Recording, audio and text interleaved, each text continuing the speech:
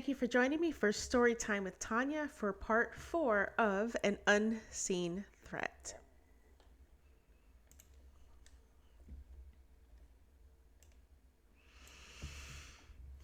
Alan,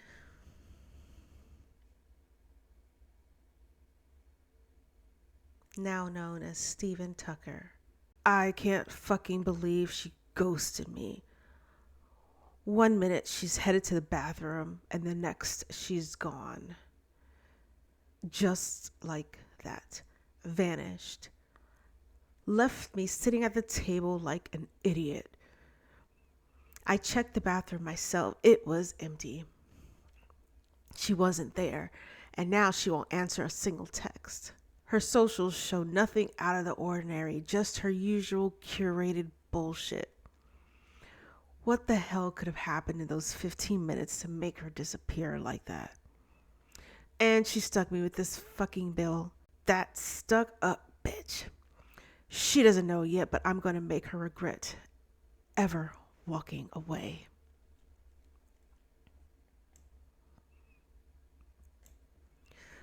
On the train ride back to Jersey City, I sit quietly, staring at nothing, running through every way I can make her pay. The more I think, the more the anger turns sweet. I laugh to myself, a soft, quiet laugh. Her hell starts now. It's been 2 weeks. She still hasn't answered. I called from spoof numbers every day that very first week. Each time blocked. This week, the calls don't even ring through. She's shut me out completely. After everything I did to find her, after all the effort I put into meeting her, and now nothing. I've barely seen her since. Her routine has changed. Her routine's changed, and I missed her for days. And when I finally catch sight of her on Monday, she just wasn't alone. There's some woman who's always with her.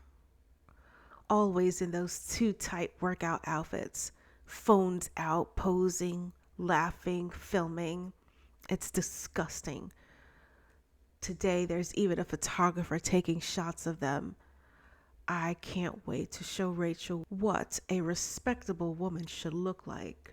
I'm pulled out of my thoughts by the sound of my phone ringing. 5 missed calls in the last 30 minutes. I blink hard, struggling to focus. My ears buzz as I press play on the voicemail. It's Javier urgently telling me to check my email. I've been fired for repeated no-shows, and I ignored my final warning. I feel the rage rising up in me like a wave, and I step out from the trees, watching Rachel across the park. I stare so hard I think I can will her to turn around, and just then, a jogger bumps into me, knocking my phone from my hand.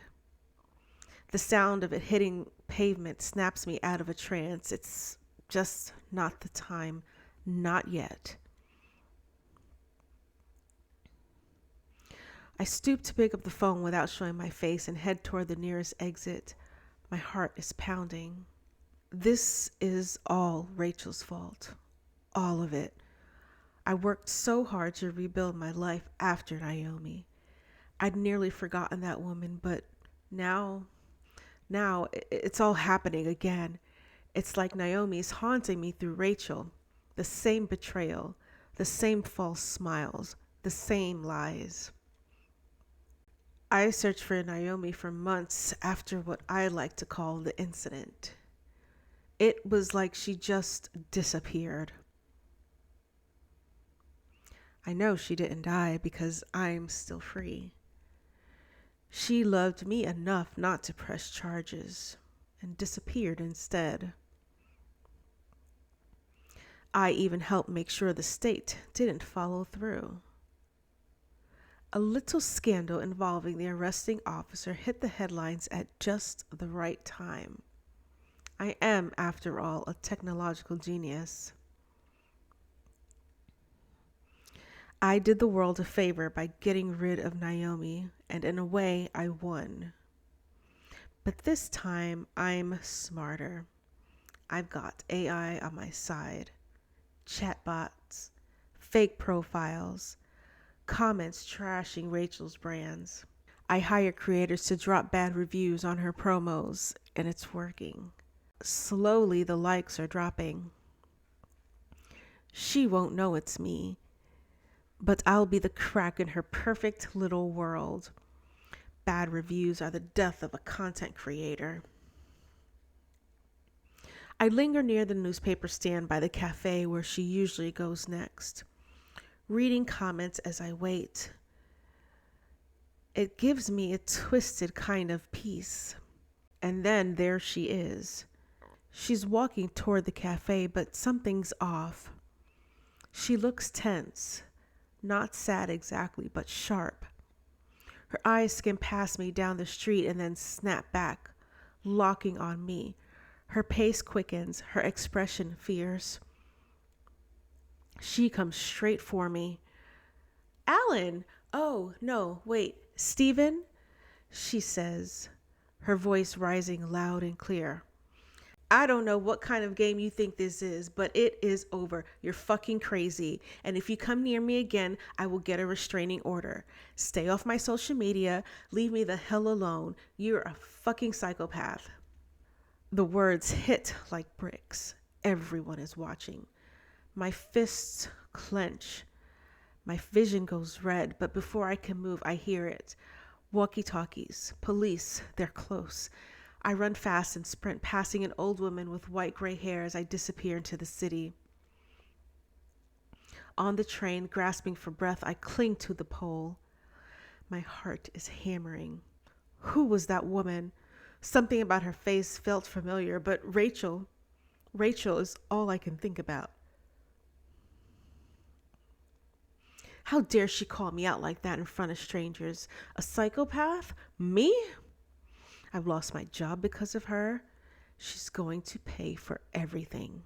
When I get home, the rage finally takes over. When I get home, I feel free to let the rage take over. I don't remember what I smashed first. Maybe the lamp, maybe the bookshelf, maybe the mirror. It doesn't matter. I only stop when my arms are too sore to lift. Then I sleep, hard and heavy, until I'm woken by a banging on my door. Mr. Talker! Mr. Talker! Are you okay? Are you okay? Buddy, the super, his voice muffled through the door. I crack it open and tell him I'm sick. It's the flu or something. He nods and says he'll come back next week for the inspection. I shuffle back to the couch and go to sleep again. A full week passes where I clean everything up. No phone, no computer, no money to replace them. My last paycheck is supposedly in the mail. No direct deposit. Figures. When it finally arrives Friday, it's less than expected. I guess I missed more days than I thought. Still, enough for a cheap phone and some groceries. But I need to get back online. I need to talk to Rachel. I realize the mess I made, literally and metaphorically, cost me time. Buddy's coming for that inspection soon, and I'm nervous. He arrives right on schedule, walks through my tiny apartment like it's a museum, says something about noise complaints to where I lie.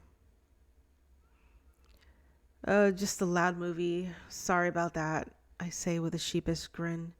Hey, by the way, you guys hiring for an assistant super? No, but send me your resume. I'll keep you in mind. Later that day, I get the new phone, finally. But when I try to find Rachel's accounts, they're gone. All of them. Like she's disappeared from the internet. Did she block me? How? I check from all of my accounts, all of my aliases, nothing. She's gone dark. My plan worked too well, it would seem, and now I can't see her at all. I wait behind her building for hours, hoping, watching. By 8 p.m., I've had enough. And when the concierge steps out for a smoke, I don't hesitate.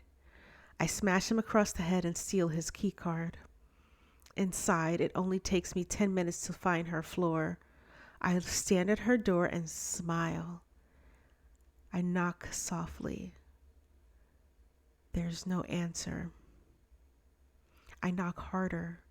Still nothing. Then I just start pounding. Rachel, I call in a sing-song voice. Open the door. It's just me, Alan. I know I sound strange, unhinged, but I say it again. The door unlocks. It's not Rachel. A woman stands there, pistol in hand, and she looks like she knows exactly who I am. Rachel doesn't live here anymore. Now get the fuck away from this door. She cocks the gun. The police are on their way, and I'm counting to 3. I raise my hand. I step back and bolt down the stairwell, out of the building, into the alley. Gone. Thank you for joining me for Storytime with Tanya for part 4 of An Unseen Threat. Stay tuned for the story finale coming next week.